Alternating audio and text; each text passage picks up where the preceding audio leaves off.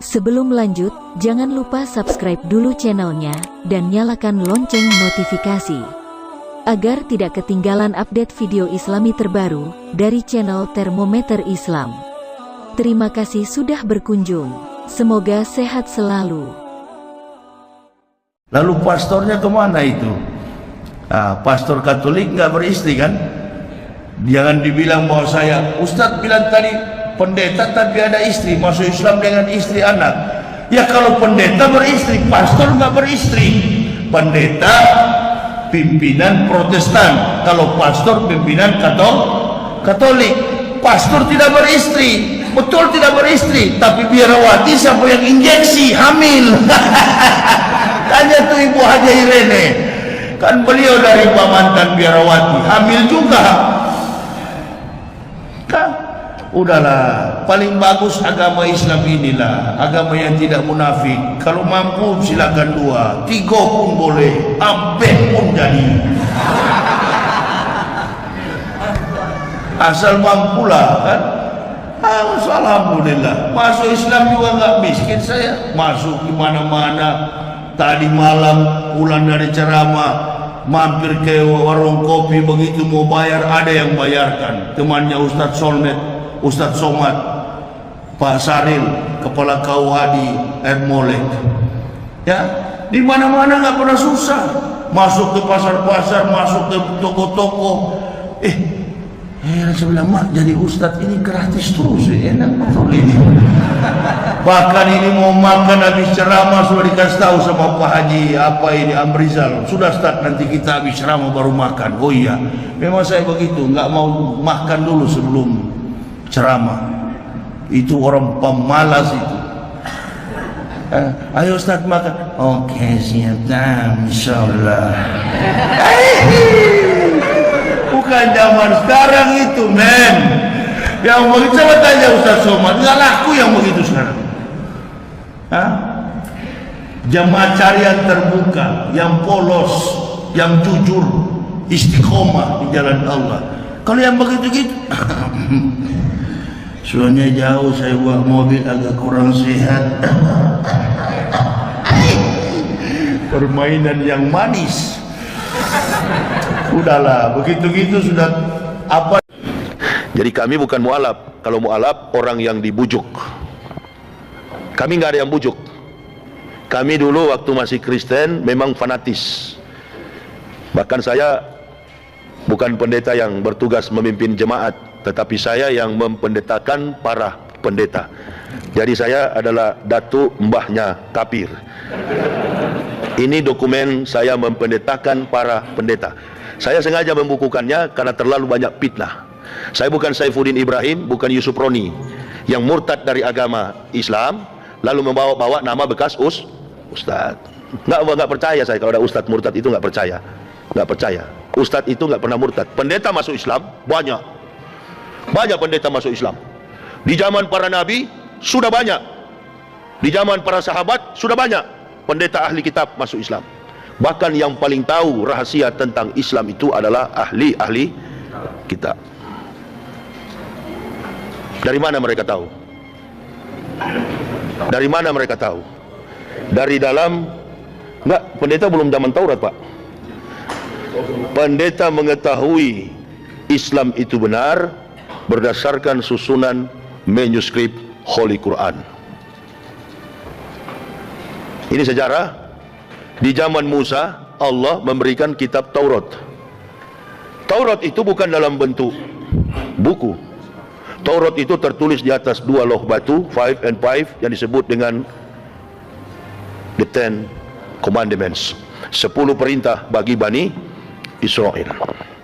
Di dalam isi 10 perintah itu disebut dengan Torah.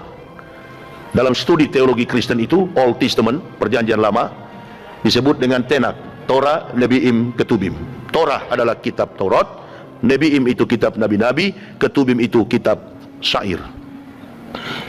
Dari susunan kitab-kitab inilah ada satu orang di sini namanya Bambang Nurseno. Dia bicara di YouTube pakai istilah Islam juga. Alhamdulillah katanya, kami sudah menemukan Injil asli di Israel. Tanyakan sama Nursena, kalau Anda sudah menemukan Injil asli tentang perjalanan dakwah Nabi Isa.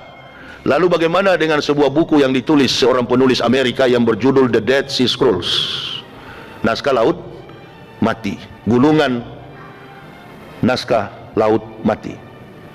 Apa kesimpulan dari buku itu? Ditulis di dalamnya bahwa Injil yang asli itu, kata Yahudi, disimpan ke dalam dasar laut mati. Kira-kira ada nggak orang bisa berenang, nyelam, diving ke laut mati? Garamnya nggak ada. Mau pecah kertas telinga kita ini, habis oksigen kita, saking kadar garamnya tinggi. Inilah, saya meneliti ke sana. Ada 3 agama besar di dunia, Yudaisme, Kristen, dan Islam. Lalu Profesor Dr. Willy Lolowang, dosen pembimbing saya, Belanda Manado, dia katakan, pulang kita. Kenapa pulang, Prof? Jangankan kita ini satu tim, sedangkan Tuhan saja Yahudi tipu.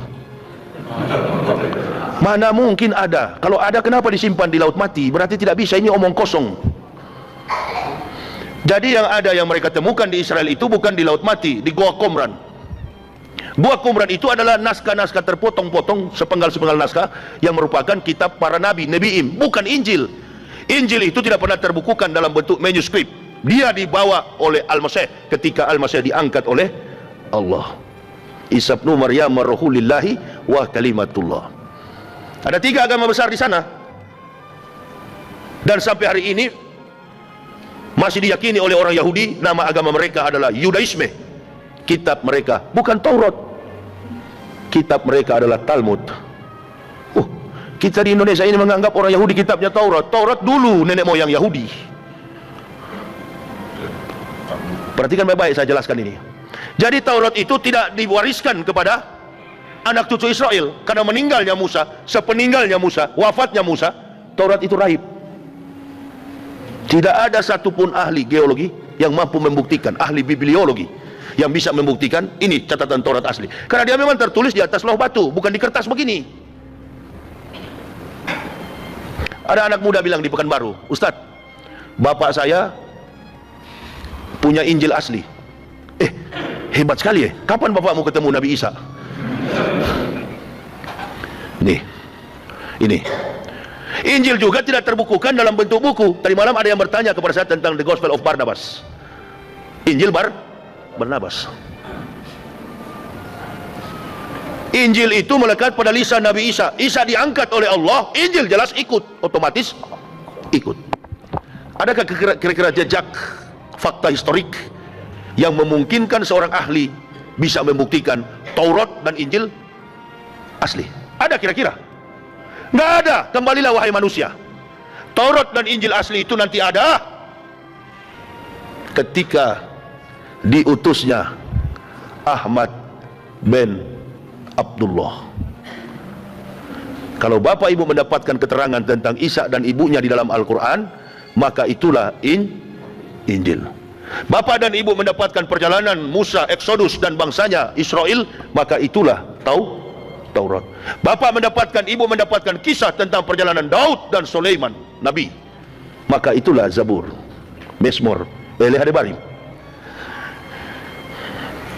Baru kita tahu ya. Jadi orang Kristen memakai kitab yang ada sekarang ini bukan Taurat, bukan Injil. Mereka memakainya itu adalah kitab yang diadopsi dari Bani Israel, Yahudi, namanya Perjanjian Lama. 39 kitab Perjanjian Lama, 27 kitab Perjanjian Baru. Tidak ada hubungannya agama Kristen dengan Nabi Isa. Tidak ada hubungannya orang Kristen dengan Nabi Musa. Tetapi pemahaman kita orang Islam dan Kristen di Indonesia, kitab orang Kristen adalah Injil. Bapak juga ibu turut berdosa. Ya, berdosa. Injil yang sebenar-benar Injil itu adalah Al-Quran. Itu yang membuat saya kagum dengan kehebatan Rasulullah Muhammad SAW. Masuk Islam bukan karena melihat karakter umat Islam di Indonesia. Innalillahi, yang tukang begal motor namanya Abdullah, yang masuk penjara Ibrahim, Sulaiman, Muhammad. Jarang orang Kristen masuk penjara. Lalu karakter siapa yang saya harus ikuti? Apalagi di zaman politik begini. Tidak ada figur yang bisa dicontohkan. Nyebut nama Tuhan saja belepotan. Saya maulud Nabi ceramah di Kalimantan, ada seorang perwira tinggi memberikan sambutan. Kita berikan solawat dan salam kepada Nabi Muhammad Subhanahu wa Ta'ala. Woi kawan, wah. Bukan mualaf itu, bukan mualaf. Sudahlah, saya nggak usah bilang namanya. Pokoknya pangkatnya pati, perwira tinggi, kolonel atau apa. Nabi Muhammad Subhanahu wa Ta'ala. Innalillahi. Makanya belajar Iqra kawan. Tidak cukup al-ilma bil kasab labi nasab. Ilmu itu dipelajari, bukan dinasabkan, bukan karena keturunan. Itu buktinya biar presiden Al-Fatihah viral lagi. Solat di syuting begini, dengan niat mau diviralkan. Nggak apa-apa kalau viralnya tajwidnya pas, mahrojnya pas. Ini salah.